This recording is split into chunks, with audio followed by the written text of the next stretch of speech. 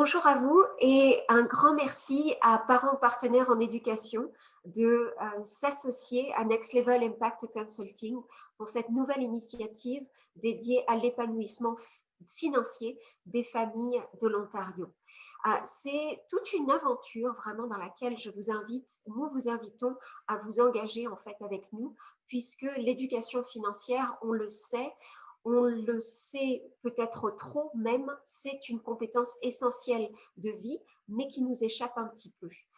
Nous faisons ce séminaire, ce premier webinaire, dans le cadre d'un projet en fait qu'on va avoir la chance de vous présenter un petit peu plus à la fin du mois dans un atelier auquel vous allez être conviés. J'espère vous serez présents nombreux pour participer et pour poser vos questions.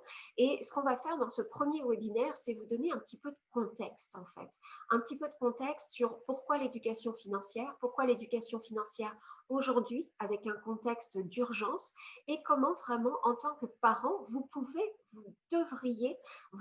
devez même vous engager justement dans cette démarche pour pouvoir être les meilleurs guides, les premiers éducateurs de vos enfants autour de cette compétence essentielle. Je vais commencer à partager mon écran dans quelques minutes.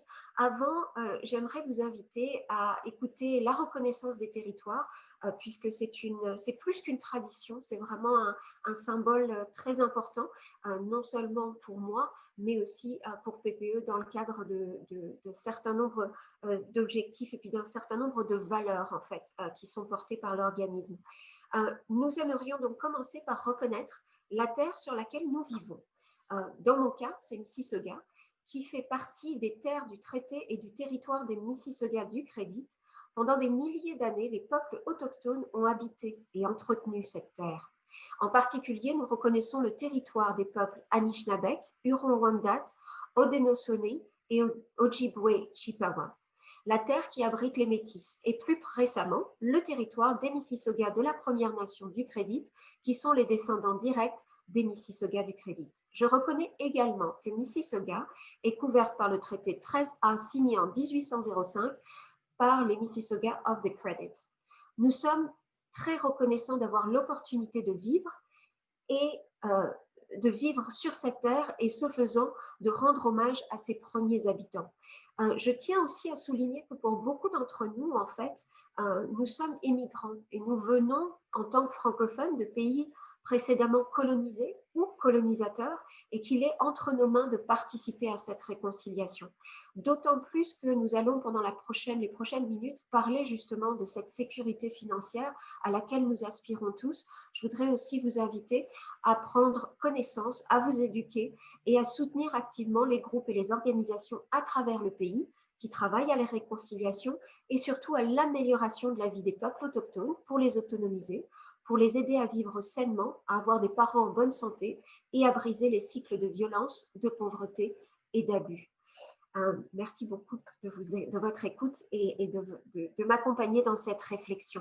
Je vais partager mon écran pour commencer une présentation, effectivement, autour de quelques points qui nous paraissaient importants de vous présenter aujourd'hui, donc pour introduire ce sujet de l'éducation financière.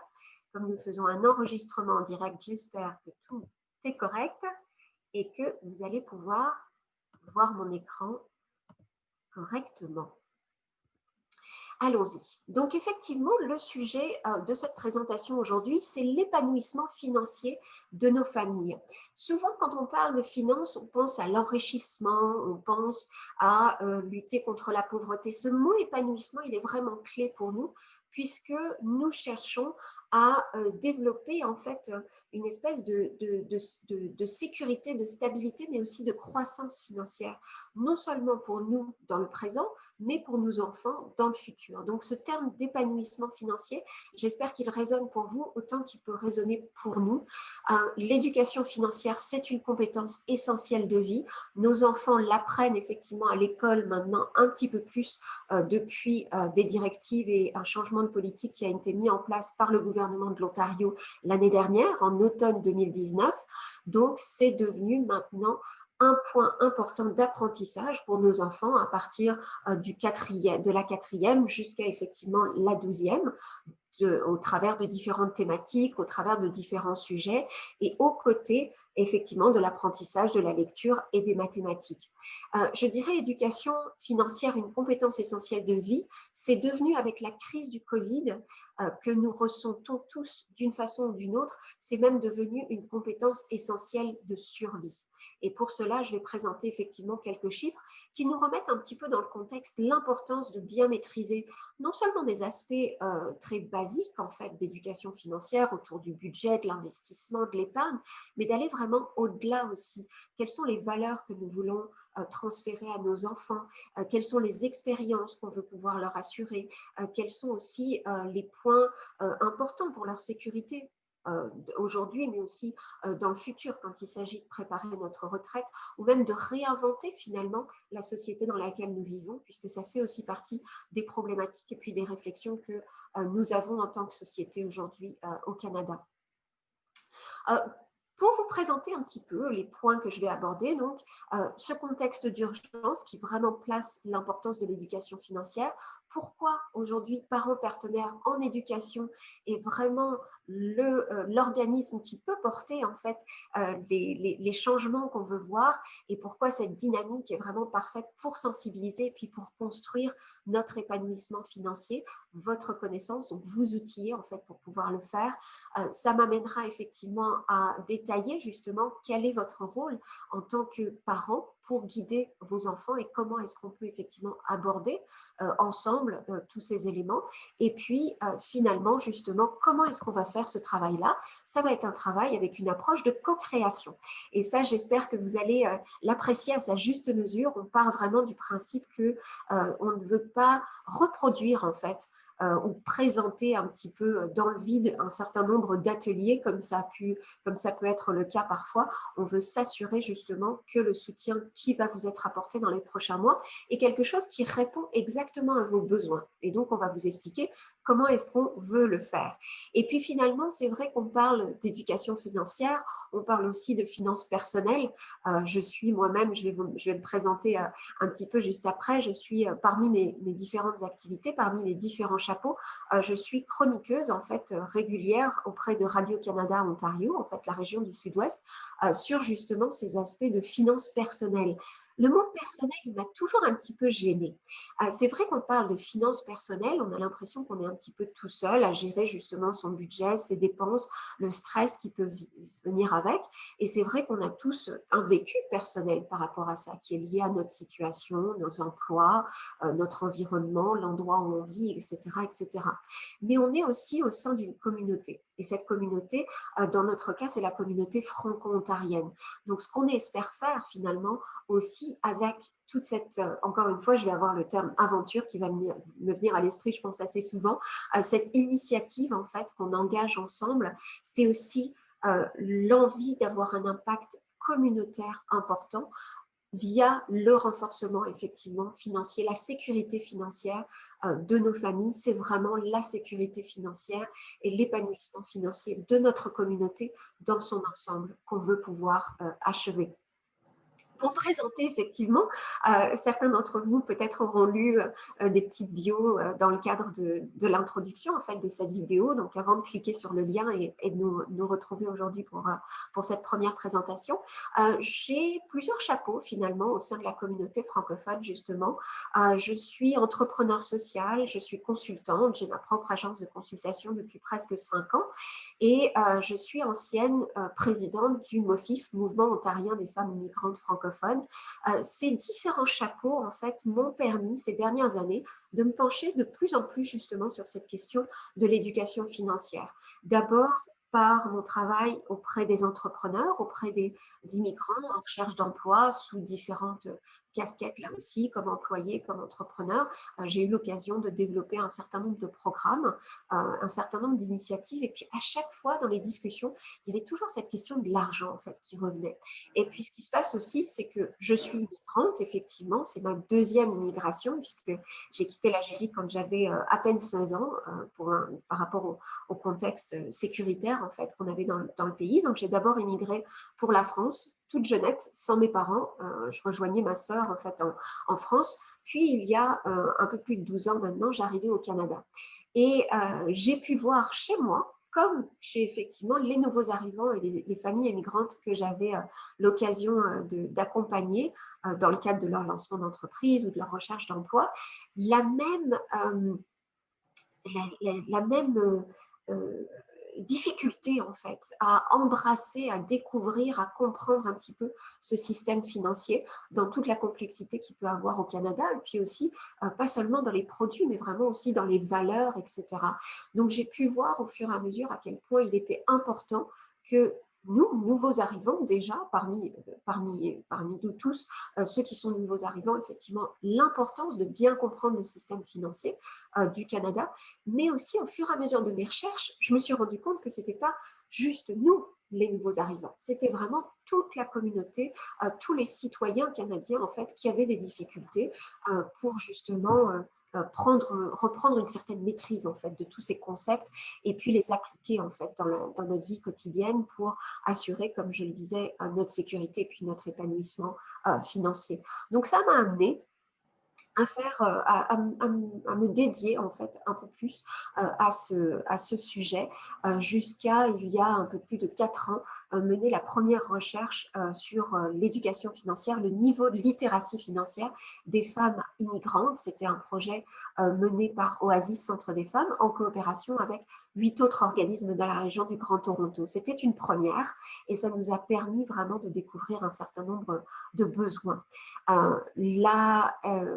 Cette nouvelle initiative, c'est aussi une première puisqu'il n'y a pas eu, à notre connaissance, d'autres initiatives de la sorte pour pouvoir soutenir les parents dans leur propre éducation financière et dans l'éducation financière de leurs enfants, en fait. Donc, nous sommes pionniers avec vous sur une démarche qui, on l'espère, comme je le disais, va avoir un impact communautaire important au niveau de l'Ontario, mais aussi via les partenaires, effectivement, de l'organisme parents partenaires en éducation au niveau fédéral.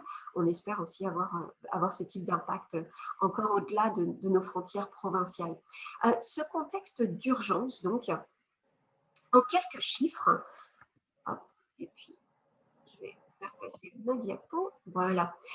Ce contexte d'urgence, déjà avant la situation du Covid, qui a vu des pertes d'emploi, qui a vu des pertes d'activité, qui a vu des difficultés par différents types en fait, de familles dans différents secteurs, etc. Le Canada était déjà, les citoyens canadiens étaient déjà dans une difficulté très très particulière, celle de l'endettement. Les Canadiens font partie des populations en fait au niveau mondial qui sont les plus endettées. Ce qui se passe aujourd'hui effectivement avec le Covid et puis ce changement vraiment drastique, violent, soudain de situation en termes d'emploi, en termes de revenus, etc. Je vous présente quelques chiffres. On a près de la moitié des ménages à faible revenu et 62% des ménages à revenus modestes qui sont endettés. Et ce niveau d'endettement est tellement important que les ménages à faible revenu, par exemple, consacrent 31% de leurs revenus au remboursement de la dette. Ça, c'est un chiffre que Prosper Canada, qui est un des grands organismes d'éducation financière au niveau national, a communiqué hier seulement.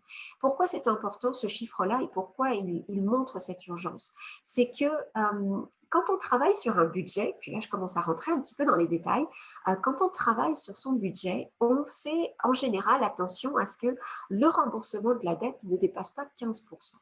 10-15%. Pourquoi? Parce qu'on veut pouvoir épargner jusqu'à 20% de son salaire.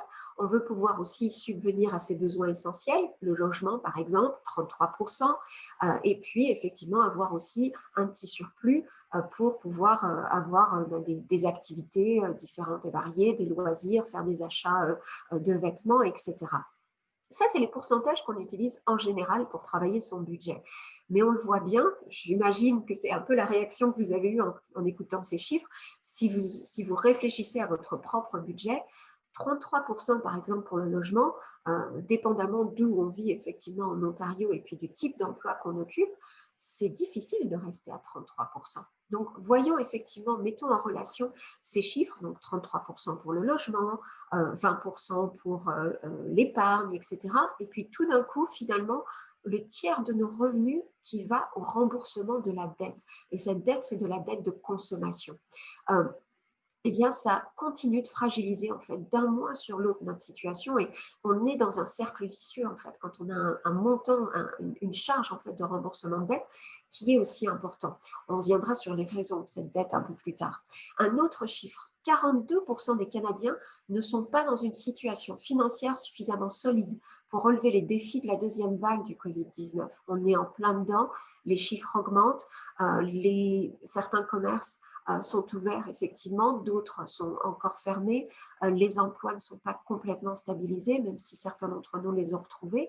C'est un chiffre difficile et ça veut dire effectivement que la moitié finalement des Canadiens sont dans une situation qui a un impact non seulement sur leur vie d'adulte, mais effectivement sur les enfants, puisqu'on le sait, quand il y a du stress financier, quand il y a des difficultés à rencontrer, à respecter certaines obligations financières, eh bien, ça fragilise aussi les enfants au niveau de leur santé mentale, au niveau de leur sécurité, au niveau de leurs soins aussi, s'assurer à ce qu'ils mangent bien, s'assurer à ce qu'ils puissent aller à l'école, s'assurer à ce qu'ils puissent avoir effectivement cet argent mis de côté pour leurs études, etc. Donc, c'est un petit peu comme une pyramide qui risque de s'effondrer. Le troisième point, et là, c'est parmi les outils qu'on pourrait mettre en place, mais ça demande effectivement une certaine éducation financière. Environ la moitié, 49% des Canadiens ont un budget contre 46% en 2014. Ça, c'est l'Agence de la consommation en matière financière du Canada qui nous l'annonce. C'est une statistique de 2015, mais qui tient à peu près. Et pourquoi ce chiffre-là, je le mets ici dans le contexte d'urgence? C'est que quand on a des difficultés, ou d'ailleurs pour éviter ces difficultés au niveau de nos finances, il est essentiel de garder un œil effectivement dessus, d'organiser ces chiffres, d'organiser ces dépenses, de les prioriser aussi. Et quand on a une personne sur deux, effectivement, qui tient un budget, et puis ces budgets-là, en général, c'est soit des applications, soit du papier, soit des enveloppes, hein, il y a différentes méthodes pour le faire. C'est un chiffre qui ne nous rassure pas, en fait, nous, éducateurs financiers, parce que ce qu'on aimerait vraiment, c'est que toute personne qui a des revenus effectivement ou pas d'ailleurs, parce qu'on fait aussi un budget quand on est sous assistance sociale, par exemple, ou quand on a un petit revenu, eh bien, ce budget-là, en fait, ça réduit, de tenir un budget, ça réduit de 50% notre risque de tomber dans des situations financières difficiles. Donc, c'est un des outils, effectivement, qui est essentiel pour reprendre le contrôle sur ses finances. Et pourquoi aussi ces chiffres-là sont importants? Parce que ça révèle en fait notre niveau de compétence ou notre niveau de confiance ou notre niveau d'aptitude par rapport à l'argent au niveau général, au niveau du Canada, effectivement. Mais je suis sûre que parmi vous, il y en a certains qui commencent à réfléchir. C'est vrai, je ne me sens pas très à l'aise en ce moment, je me sens inquiet, mon stress augmente. Ou bien, c'est vrai que le budget, ça serait une bonne idée d'en faire un, surtout en ce moment, mais je n'ai pas les outils, je ne sais pas par quoi commencer. Ou sinon, ma dette, effectivement, a pris un niveau tellement important, mais c'est aussi parce que je ne comprenais pas la carte de crédit, je ne sais pas comment ça fonctionne, je n'ai pas vraiment appris, etc. Donc, toujours cette question d'apprentissage. Et pourquoi il est tellement important de se poser des questions aussi sur nos compétences à nous et sur notre environnement? C'est parce que, et c'est le quatrième chiffre que je vous partage, c'est que nos enfants, 95,9% des élèves de 15 ans au Canada obtiennent leur information sur les finances personnelles de leurs enfants. De leurs parents, pardon. Et ça, c'est un chiffre important parce qu'effectivement, soit on a ouvert une conversation et on a levé ce tabou d'ailleurs de l'argent et de parler d'argent dans nos familles et on est en dialogue avec nos enfants et on est proactif en fait pour leur parler d'un certain nombre de ces outils, de leur mettre aussi les informations dans le contexte, etc. Et là, il y a un rapport direct, ils apprennent directement de nous. Mais on le sait aussi, les enfants nous observent beaucoup et apprennent non seulement de ce qu'on dit, mais aussi de ce qu'on fait ou de ce qu'on ne fait pas d'ailleurs. D'où l'importance d'être le mieux équipé, le mieux outillé possible, déjà pour assurer notre sécurité financière aujourd'hui, mais aussi pour assurer leur épanouissement financier dans l'avenir. Et cet avenir-là, dépendamment de l'âge de vos enfants, effectivement, ça peut être dans 3 ans quand ils commencent les études, ou ça peut être dans 10, et à ce moment-là, c'est aussi de préparer la suite de leur vie, ou bien la création d'un patrimoine, par exemple. Le dernier chiffre, c'est 0. Vous vous demandez peut-être pourquoi ce 0 et qu'est-ce que c'est. Ce 0, c'est le nombre de programmes continus, adaptés, qui existent au sein de la communauté francophone ontarienne quand il s'agit d'éducation financière. Et ça, je dirais, c'est un constat non pas uniquement pour les francophones en Ontario, mais un petit peu général. Mais ce qui se passe, c'est qu'on a des organismes francophones qui vont de façon ponctuelle offrir des ateliers sur les taxes, sur le budget, etc. etc. Mais si on est tout simplement pris en fait dans notre vie quotidienne, etc., est-ce qu'on se tourne vraiment vers les organismes pour prendre ces ateliers?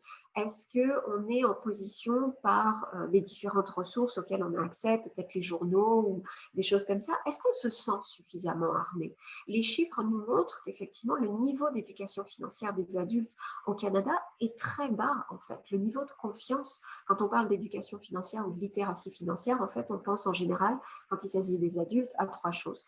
Les compétences, la confiance et puis d'avoir les aptitudes, en fait. C'est ça que ça voudrait dire, en fait, la littératie financière. Donc, dans ce cas-là, est-ce qu'on se sent vraiment armé? Est-ce qu'on se sent vraiment outillé pour notre propre pour notre quotidien, en fait, pour la gestion de nos propres dépenses, de nos revenus, de notre épargne, etc., suffisamment en plus pour transférer les bonnes informations à nos enfants. C'est de là que vient effectivement ce projet dans lequel on s'engage aujourd'hui, d'autant plus que bien, Parents partenaires en éducation, par exemple, fait vraiment un de ses objectifs, donc cet organisme provincial qui agit vraiment comme un porte-parole en fait, des parents dont les enfants fréquentent une école catholique ou publique de langue française en Ontario. Un de ses objectifs, c'est d'outiller les parents comme premiers éducateurs dans la vie de leurs enfants.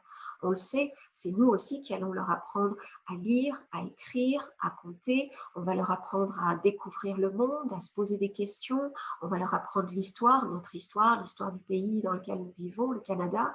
On va leur apprendre tout un tas de choses, en fait. On va les accompagner pour les devoirs, on va les motiver, on va leur apporter cette confiance, en fait, et puis ce goût d'apprendre. On va les aider à définir leur projet d'avenir.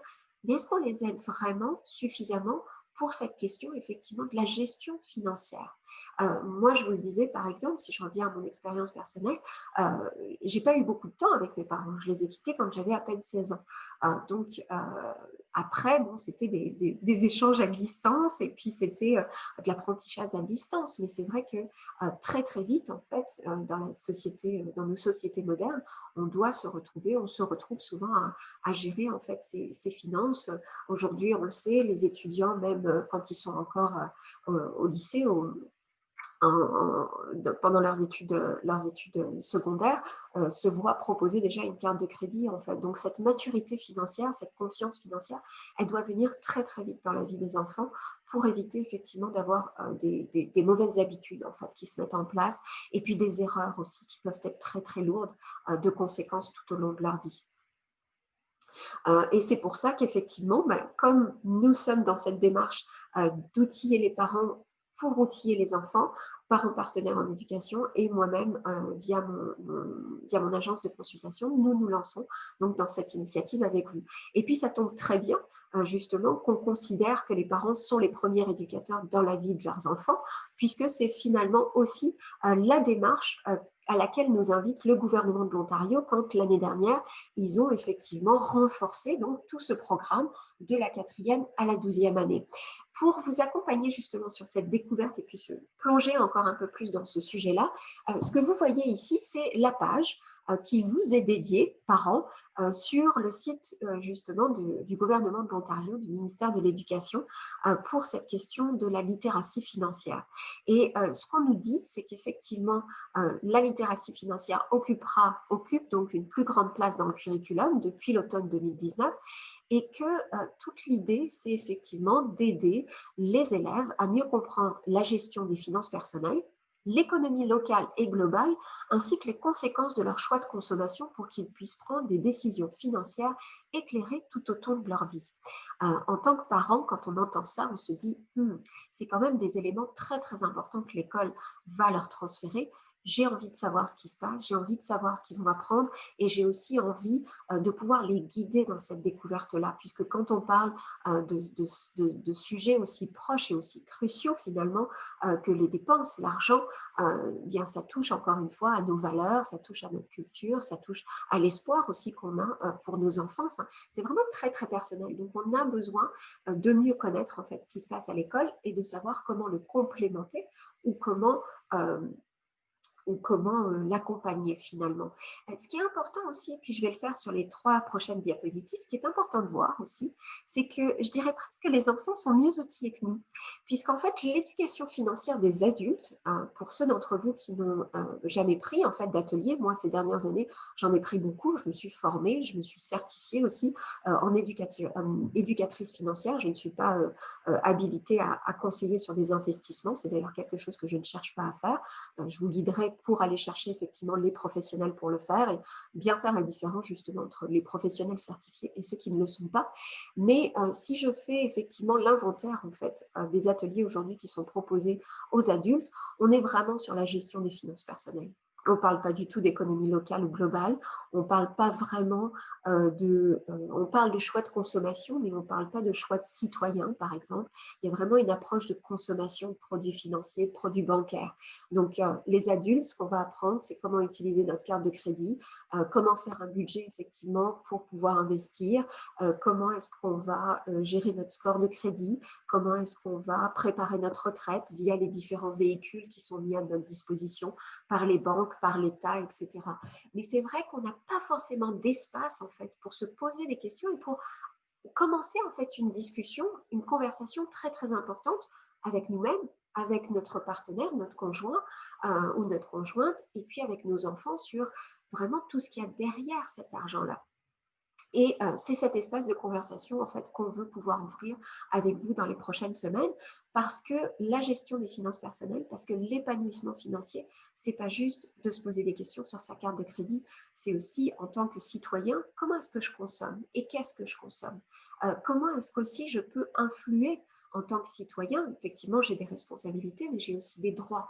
C'est-à-dire comment est-ce que je fais en tant que citoyen pour que l'État à ces différents niveaux, subviennent, ou non pas subviennent, mais répondent en fait à mes besoins. Comment est-ce que je fais en sorte de savoir mes taxes, comment est-ce qu'elles sont utilisées et comment est-ce que je peux m'engager de façon proactive en fait aussi comme citoyen dans ce système-là. Je le dis d'autant plus qu'en fait, de plus en plus, nos enfants, que ce soit à l'école ou à l'extérieur, entendent parler maintenant de modes de vie un petit peu nouveaux, alternatifs, que ce soit l'écologie, le changement climatique, les entreprises sociales, cette approche très oui, sociale en fait de la vie. Ils en parlent, ils ont besoin, ils ont envie de savoir en fait quel est l'impact de leur consommation. Ils se posent des questions sur ce genre de choses, ils se posent des questions sur ce qui va être important dans leur futur. Les emplois, on le sait, on l'a entendu, ce chiffre-là, 80% des emplois du futur pour nos enfants ne sont même pas encore définis. Donc, c'est autant de questions de fond en tant que futurs citoyens qu'ils se posent et sur lesquelles nous aussi, nous pouvons commencer à réfléchir pour savoir ce qu'on leur transmet et pour savoir comment est-ce qu'on agit aujourd'hui aussi. Donc, voilà, gestion des finances personnelles, économie locale et globale. Effectivement, c'est important aussi, on le voit, la crise de Covid aujourd'hui a un impact complet, direct en fait sur notre vie et il y a tout un tas effectivement d'autres décisions économiques au niveau global, au niveau local, des décisions sociétales, des décisions politiques, etc. qui ont une influence sur cette vie, sur notre vie et on a envie là aussi de se poser les bonnes questions et puis d'équiper nos enfants en fait à ce sujet-là. Donc, ce qu'on va retrouver dans cet enseignement de la littératie financière en Ontario, 4 volets, les finances personnelles, donc vraiment ce qui touche, comme je le disais, au budget, à l'épargne, à la retraite, à l'investissement, à la dette. C'est en général les 5 thèmes qui sont toujours utilisés. La sensibilisation des consommateurs, elle est aussi très, très importante, qu'il s'agisse effectivement des fraudes, mais aussi tout ce changement de consommation qui est en cours, les achats en ligne, vers qui, les grands acteurs, les petits acteurs, comment est-ce qu'aussi on continue d'acheter local, comment est-ce qu'on continue peut-être de soutenir aussi nos entreprises francophones en tant que consommateurs avertis et engagés, la compréhension économique et puis effectivement cette citoyenneté qui doit être au cœur. Et je dis au cœur parce que là aussi, c'est vrai qu'en tant que parents, on veut pouvoir se réapproprier en fait ce langage et ce discours autour de l'argent qui aujourd'hui sur le domaine public est pris en charge en fait par les services financiers. Et on veut pouvoir s'outiller soi-même et outiller nos enfants à avoir un regard critique et un regard exigeant en fait par rapport à ces services financiers pour qu'ils soient proposés à notre avantage et pour notre bienfait et non pas uniquement pour le bienfait effectivement du marché en fait ou des entreprises. Autre point qui est très important, et puis je commençais effectivement à le saupoudrer dans cette éducation financière qui est offerte à nos enfants dans les écoles, il y a aussi ces notions, alors un petit peu qu'on appelle les notions du 21e siècle, les habiletés comme la pensée critique, la prise de décision, la résolution de problèmes. Et ça, c'est effectivement très important. Quoi qu'il en soit, cette notion de collaboration, etc., elle est aussi très, très importante. Mais comment est-ce qu'on le transmet, comment est-ce qu'on le construit, comment est-ce qu'on soutient nos enfants dans cette pensée critique, c'est effectivement très important. Et puis un petit exemple, et puis là j'ai juste lancé un petit regard en fait sur la gauche de mon ordinateur, hein, tout en enregistrant effectivement ce webinaire pour vous.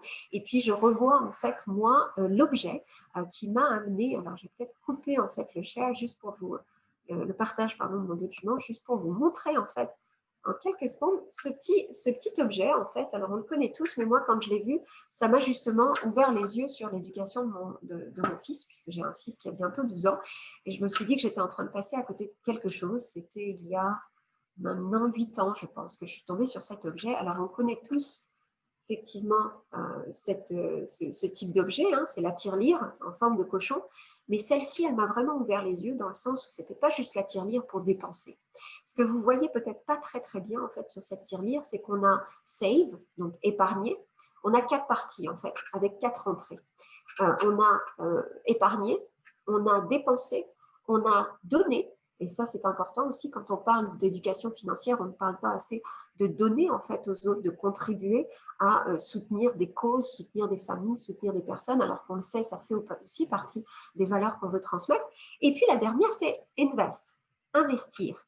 Et puis quand j'ai vu ça, et je me dis, je pense que c'était il y a 8 ans en fait, et c'est un collector, hein, je ne sais pas si on le trouve encore, je crois que c'est plus sur le marché, mais cet objet-là, tout simple, je l'ai mis entre les mains de mon fils, effectivement, très rapidement. Et c'est là que je me suis rendu compte, en fait, de tout ce que je n'avais pas, moi, reçu comme éducation financière quand j'étais plus jeune et de l'impact que ça a eu sur ma vie d'adulte. Je suis sûre que la plupart d'entre vous vous sentez aussi dans ce type de situation. Et puis, l'importance, en fait, justement, d'avoir les bonnes techniques, d'avoir les bonnes approches et de se poser vraiment les très, très bonnes questions quand il s'agit d'éduquer, en fait, nos enfants. Parce que ça serait très simple de leur dire, tiens, tu vas mettre de l'argent de côté, par exemple ton argent de poche, tu vas le mettre de côté pour pouvoir le dépenser.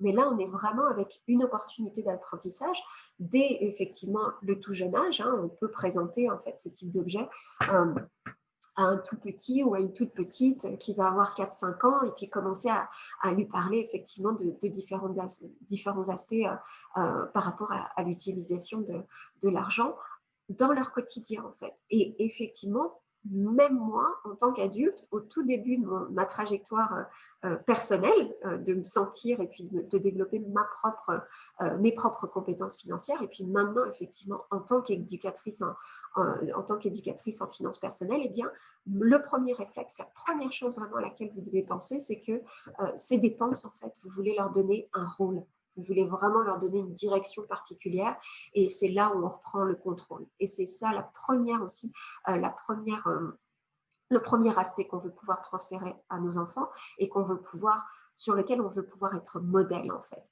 Et c'est là que je reviens effectivement à ces notions de pensée critique. Et je reprends ma présentation, pardon. Hop. Voilà, que vous revoyez, j'espère. Donc, ces notions de pensée critique, de prise de décision, de résolution de problèmes, etc., liées à la question financière, elle est très importante et elle commence très, très vite. Et ce type de questionnement, effectivement, on doit l'avoir pour soi, on doit accompagner nos enfants aussi pour le faire, mais quid de l'avoir aussi tous ensemble? Comme je le disais au début, et puis comme je l'entends aussi beaucoup, l'argent, on n'en parle pas beaucoup en fait en famille. C'est un sujet tabou, alors que l'importance de ce sujet est telle que c'est le premier la première raison, par exemple, de divorce, en fait, l'argent. Et puis, effectivement, dans le cas de familles qui ont eu à déménager, qui ont eu à s'installer au Canada, il y a un choc important, un choc culturel, un choc personnel, un choc financier, un choc professionnel, etc. Et on le sait, les difficultés financières des premières années créent aussi des tensions qui peuvent aller jusqu'à la séparation, en fait. Et une séparation, ça peut, si on n'est pas préparé, si on ne s'est pas préparé, si on n'a pas préparé aussi ses enfants, ça peut fragiliser en fait l'avenir financier de nos enfants. Donc il y a vraiment tellement en fait de points de connexion, tellement de complexité dans ce sujet qu'il est très très important de le prendre en main et de l'amener en fait à la table familiale. Et quand je dis la table familiale, c'est vraiment de voir et puis on va le discuter, on va le mettre en place ensemble, on va en parler, on va ouvrir ce type de conversation ensemble pour trouver les bonnes pratiques, pour voir un petit peu comment est-ce que vous faites, comment est-ce qu'on peut faire, on va aller chercher des experts, etc.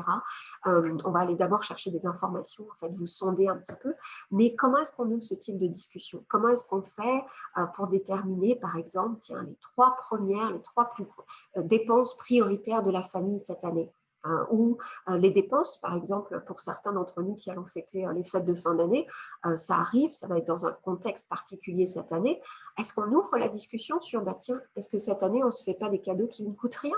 Est-ce qu'on ne va pas travailler peut-être est-ce qu'on ne va pas faire quelque chose fait main? Et puis l'argent qu'on aurait dépensé normalement pour les fêtes comme l'année dernière, ben, on va le mettre sur un projet. On va le faire différemment cette année. C'est des conversations qu'on peut avoir et qu'on doit avoir avec nos enfants pour dépasser la dépense pure matérielle et pour les engager dans des expériences, dans des valeurs, etc. Donc c'est là où le parent fait vraiment la différence en fait, par rapport à la différence et puis complète ou non seulement complète, mais introduit en fait ces notions de littératie financière auprès des enfants.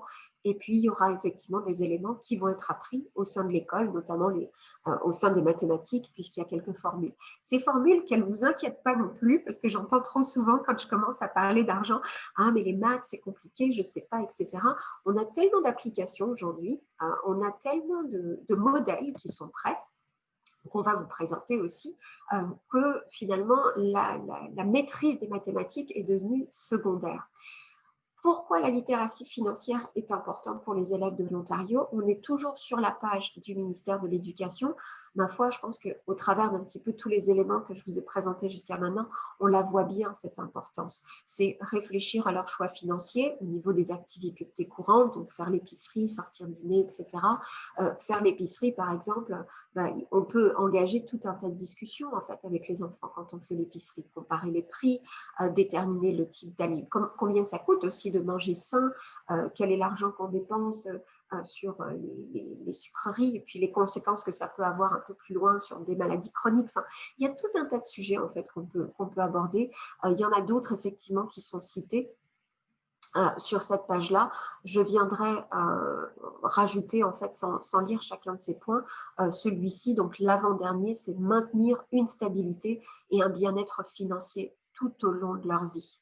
Nous sommes dans une situation, notamment en Amérique du Nord, où on se retrouve à être peut-être avec des enfants qui seront la première génération depuis plusieurs à avoir un niveau de vie et un niveau de sécurité financière inférieur au nôtre. Et surtout en Amérique du Nord, effectivement, depuis la Deuxième Guerre mondiale, il y a eu une augmentation du niveau de vie d'une génération à l'autre. On est potentiellement, et en plus, effectivement, les pandémies ou les moments financiers comme ça, violents, comme ce que le Covid est en train de créer au niveau de l'économie du pays ou du monde finalement, et puis nos économies personnelles en fait vont avoir des conséquences sur au moins 3 décennies en fait. Je reviendrai là-dessus dans nos prochaines rencontres et puis peut-être d'ailleurs lors du prochain webinaire de la fin du mois de novembre. Mais ce qui est important de voir, c'est que justement face à cette difficulté, face à cette réalité peut-être que nos enfants auront à vivre, eh bien nous avons des choix en fait à faire nous aujourd'hui, éclairés sur nos dépenses, sur nos revenus, sur les épargnes, sur nos priorités en fait pour effectivement leur donner les meilleures conditions de départ en fait. Tout simplement. Donc, ça sera très, très important, maintenir cette stabilité ça devient effectivement, j'en parlais tout au début, un contexte particulier en fait avec tout ce qui s'est passé ces dernières années, ces derniers mois. À ce moment-là, une idée ou un concept en fait me vient à l'esprit. C'est vrai que ça peut paraître effrayant en fait. Et puis les chiffres que j'ai proposés, que j'ai partagés en fait au début de la session peuvent vous toucher, peuvent peut-être aussi vous déprimer ou vous décourager. Ce qui se passe, et c'est une tendance que j'ai souvent en fait, c'est à rappeler la double signification du mot crise en japonais. Puis alors certains me disent, j'ai fait des recherches, certains me disent oui c'est vrai, puis d'autres non, en fait c'est juste une invention, mais bon, j'aime bien cette définition du mot crise qui est double. Ça serait effectivement crise, mais ça voudrait dire aussi opportunité.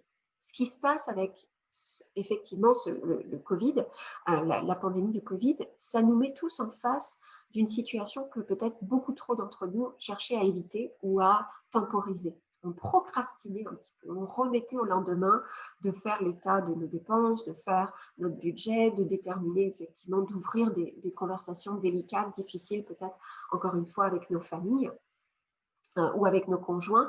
Là, on peut plus éviter en fait de se poser ce type de questions.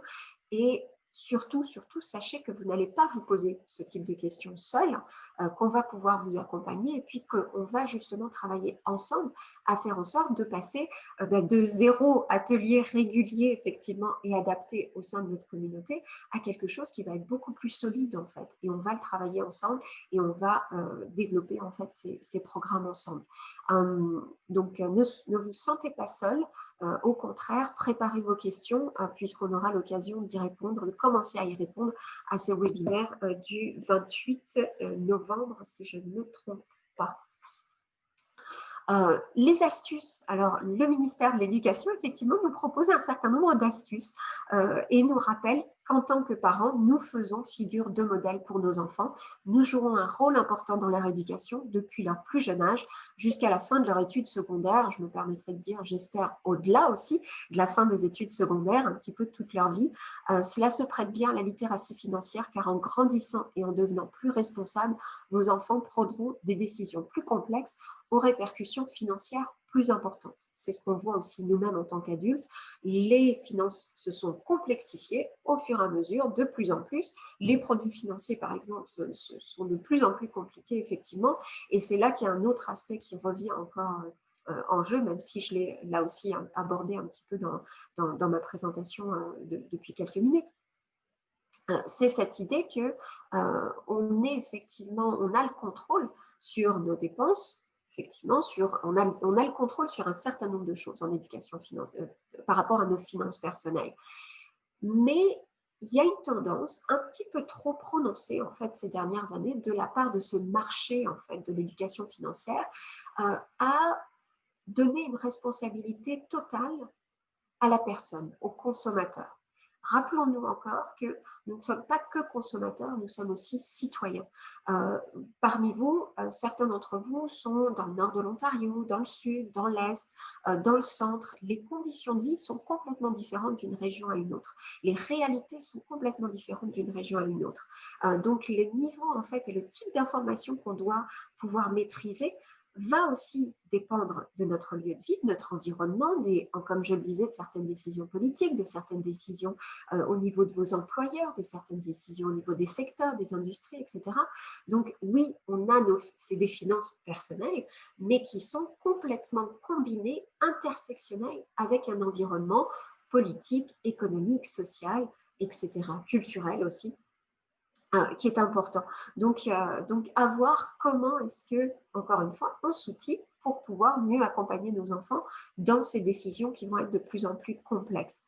On nous dit, vous pouvez encourager vos enfants à élargir leurs connaissances et leurs compétences en discutant avec eux de questions financières et en les faisant participer aux décisions financières de la maison. Autant que nous pouvons effectivement le faire avec certitude. Et pour ça, je vous invite à faire un petit quiz. Alors, Effectivement, même si je donnerai les réponses quelques secondes après, je vous demanderai quand même de réfléchir et puis de voir si vous connaissez les réponses, parce que si on veut pouvoir accompagner nos enfants, effectivement, il faut qu'on connaisse les réponses. C'est un petit peu comme quand on veut les aider en mathématiques, il faut se rappeler de ce qu'on a appris à l'école, en fait, nous-mêmes, pour ne pas nous tromper quand on les aide sur les fractions. L'éducation financière, c'est pareil. J'ai une citation que j'ai notée, que j'aurais dû noter, qui est je crois quelque chose comme le tronc de l'arbre doit être solide pour pouvoir aider les branches. On est vraiment là-dessus en fait. Donc quelques questions pour vous que vous considérez peut-être comme simples ou complexes, je ne sais pas, mais si je vous dis par exemple, si le taux d'inflation est de 5% et que le taux d'intérêt versé pour vos épargnes est de 3%, est-ce que vos épargnes auront au moins le même pouvoir d'achat dans un an? Donc, je vais répéter, si le taux d'inflation est de 5% et que le taux d'intérêt versé sur vos épargnes est de 3%. Est-ce que vos épargnes auront au moins le même pouvoir d'achat dans un an? J'ai l'impression d'être dans un jeu télé, mais j'imagine ou j'espère que vous avez dit non. Parce qu'en fait, quand le taux d'inflation est supérieur au taux de rémunération de votre compte épargne, eh bien, vous perdez en fait en pouvoir d'achat. Je vous invite à regarder, par exemple, si vous avez des comptes d'épargne à la banque. Donc, on a notre compte courant et puis parfois, on a ce qu'on appelle des e-saving en anglais. Regardez effectivement le taux de rémunération, en fait, le taux d'intérêt que vous avez sur ce type de compte et vous allez voir qu'il est peut-être même de 0,1%, de 0,5%. C'est vraiment très, très bas par rapport à l'inflation, d'où l'intérêt effectivement d'épargner la somme dont vous n'avez pas besoin immédiatement. Une autre question. Tiens, voyons celle-ci. Et c'est vrai que cette notion-là, moi, à chaque fois que j'ai eu à donner des ateliers, on peut y passer 3 heures, 4 heures, 5 heures, tellement qu'il y a de questions. C'est toute cette question du score de crédit et du dossier de crédit, en fait, une découverte pour ceux d'entre nous qui arrivons au pays, en fait, au Canada, surtout le pays francophone, puisque toute cette notion de crédit n'existe pas vraiment sous les mêmes conditions dans les pays francophones en dehors du Canada, alors qu'ici, c'est vraiment une valeur centrale, en fait, de la vie financière, cette capacité d'emprunter, d'avoir un bon score de crédit, etc. C'est très anglophone, en fait. On retrouve ça aux États-Unis, en Angleterre, en Nouvelle-Zélande, en Australie, par exemple, beaucoup plus que dans d'autres pays, même si ça se développe maintenant, par exemple la Belgique, etc. Donc, ma question, c'est laquelle des situations suivantes peut nuire à votre code de crédit, donc à votre score de crédit? On va avoir faire des paiements en retard sur un prêt ou une dette, rester dans le même emploi trop longtemps, demeurer dans le même secteur trop longtemps, utiliser fréquemment une carte de crédit pour des achats. La bonne réponse, entre guillemets, qu'est-ce qui va nuire à votre code de crédit? C'est effectivement de faire des paiements en retard sur un prêt ou sur une dette, puisque toute la notion en fait, de score de crédit, c'est un petit peu comme une carte d'identité, en fait, de votre capacité à rendre de l'argent. On ne vous connaît pas, les banques ne vous connaissent pas, elles ont besoin d'établir, en fait, un espèce de code pour qu'on puisse deviner un petit peu, tiens, est-ce que cette personne, je peux lui faire confiance si je lui prête de l'argent, est-ce qu'elle va me le rendre? Donc, c'est ça le score de crédit en quelques phrases. Mais comme je vous dis, je pourrais y passer 3 ou 4 heures. Préparez vos questions aussi là-dessus, si vous en avez. Mais effectivement, quand on fait des paiements en retard sur un prêt, eh bien, on part du principe, la banque ou en fait les systèmes de calcul de ce score de crédit partent du principe que si vous avez démontré ce type d'attitude sur un de vos prêts, vous risquez effectivement de le faire sur un autre. Donc, le score de crédit va baisser.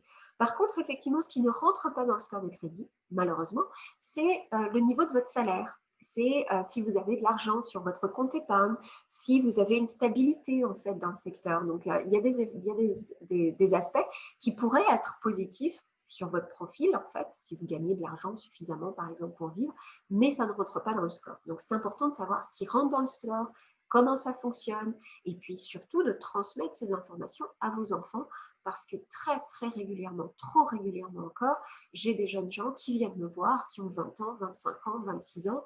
Faiza, comment je fais? J'ai rempli ma carte de crédit, je suis perdue, je n'avais pas compris comment ça fonctionnait. Et quand on a 24 ans et qu'on est endetté déjà sur une carte de crédit, ça a des conséquences, encore une fois, toute notre vie en fait. Et puis le niveau d'endettement d'ailleurs des étudiants peut être assez important selon justement la capacité de leurs parents. Et puis, bon, il y a tout un tas d'aspects en fait sociodémographiques qui rentrent en jeu. Donc, de maîtriser cette carte de crédit, ce système de crédit, c'est absolument essentiel. Une autre question, justement, qu'est-ce qui peut affecter le montant d'intérêt que vous payez sur un prêt? Justement, un, votre code de crédit, votre score de crédit. Deux, la valeur du prêt. 3, la période de temps que vous prenez pour rembourser le prêt, ou 4, toutes ces réponses. Donc, effectivement, c'est 4, toutes ces réponses. Donc, beaucoup de choses qui peuvent influencer sur le taux d'intérêt, le montant d'intérêt que vous allez payer sur un prêt. Et on voit bien, en fait, le lien entre certaines attitudes qui peuvent paraître très anodines. Donc, est-ce qu'on paye sa facture de téléphone à chaque mois, par exemple? Si ce n'est pas le cas, mais ça va avoir un impact sur le score de crédit. Ce score de crédit va avoir un impact sur le taux d'intérêt qu'on va vous donner ou qu'on va donner à vos enfants quand il s'agira d'acheter leur première maison, par exemple. Et un petit différentiel de quelques décimales peut avoir, quand on calcule sur effectivement 25 ans, un impact très très important. Puis c'est autant d'argent qu'on n'a pas mis de côté sur son fonds d'épargne, par exemple, son fonds d'urgence ou sur sa retraite.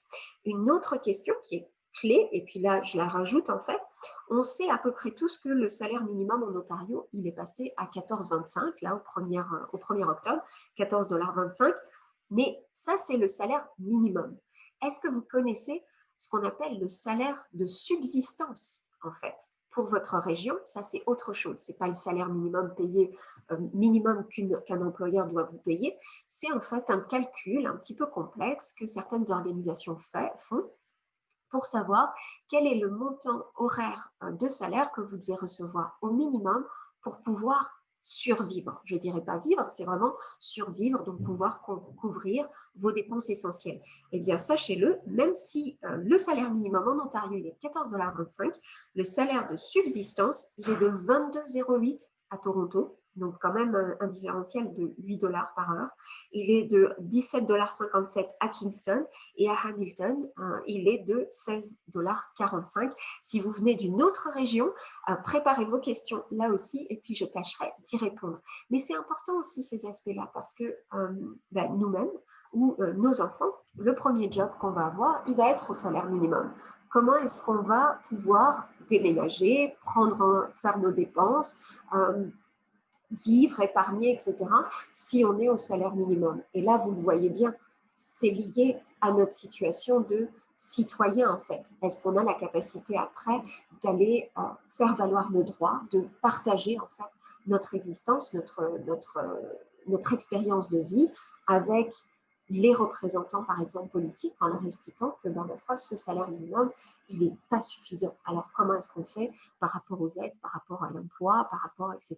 Donc, je ne rentre pas trop profondément dans ce sujet-là, mais gardez à l'esprit aussi que toutes vos connaissances en fait financières vont vous permettre aussi de renforcer votre capacité de citoyen par rapport à vos responsabilités, mais par rapport aussi à vos droits. Cette approche donc de co-création, vous le voyez en fait, ces séminaires, enfin cette question de l'éducation financière, ça peut porter sur tellement de sujets. Et pour vous, en tant qu'individuel, en tant que partenaire aussi, c'est important de pouvoir en discuter en couple. Et puis quand on est célibataire ou quand on est en couple, quand on est parent, monoparental ou en couple, etc., les questions et puis les aspects financiers les plus importants vont être très, très différents. Donc, d'avoir des informations qui correspondent exactement à votre cadre de vie, à votre situation, c'est très important. Et c'est pour ça que cette approche de co-création, elle va commencer, elle commence déjà aujourd'hui, on l'espère, avec l'intérêt ou l'intérêt en fait que ça aura allumé en fait chez vous de vous dire, oui, peut-être qu'il faut vraiment que je m'en occupe. Et puis, je pense qu'effectivement, je vais pouvoir le faire en collaboration. On ne va pas m'imposer des thèmes, on va les créer en fait avec moi. Donc, ça veut dire qu'on va commencer par vous poser des questions en fait sur votre situation, sur vos besoins, sur ce qui vous manque. Et puis, on va à partir de là développer des outils. Donc, on est vraiment sur une approche de recherche, ce qu'on appelle une démarche de recherche-action en fait. On va travailler avec vous en fait pour déterminer les besoins, pour déterminer vos situations. Et puis après, on va à partir donc des résultats de cette recherche-là, développer des activités. Puis on va d'ailleurs pas attendre la fin de la recherche, on va faire ça ensemble au fur et à mesure. Donc le prochain rendez-vous pour cela, c'est le jeudi 26 novembre à 18h30. On espère vous retrouver. Le lien vous permettra effectivement de vous inscrire. Vous pourrez aussi commencer à poser vos questions, à faire vos commentaires, à faire des suggestions. N'hésitez pas si à la fin effectivement de ce premier webinaire, il y a déjà des éléments qui vous viennent en tête et que vous voulez partager avec nous. Ça sera la bienvenue. Toute l'équipe de parents, partenaires en éducation et moi-même, nous sommes très impatientes et très impatients de commencer ce travail avec vous. Comme je le disais, il y a des vécus personnels, il y a un impact communautaire qu'on vient chercher. Donc, il sera très, très important qu'on travaille ensemble pour s'assurer de vous soutenir dans votre épanouissement en tant que parent, dans l'épanouissement financier aussi de vos enfants, que vous puissiez les accompagner dans leur découverte, la découverte qu'ils vont avoir au travers de leur parcours scolaire et puis la vie effectivement qu'ils expérimentent et qu'ils observent avec vous dans votre cadre de vie. Mais on veut aussi effectivement avoir cet impact communautaire, solidifier les connaissances, les compétences et la confiance de la communauté francophone de l'Ontario et au-delà quand il s'agit d'épanouissement financier, puisque l'épanouissement financier, c'est ça qui va nous permettre de maintenir nos emplois, de maintenir notre qualité de vie, de la développer en fait pour le meilleur aujourd'hui et pour demain.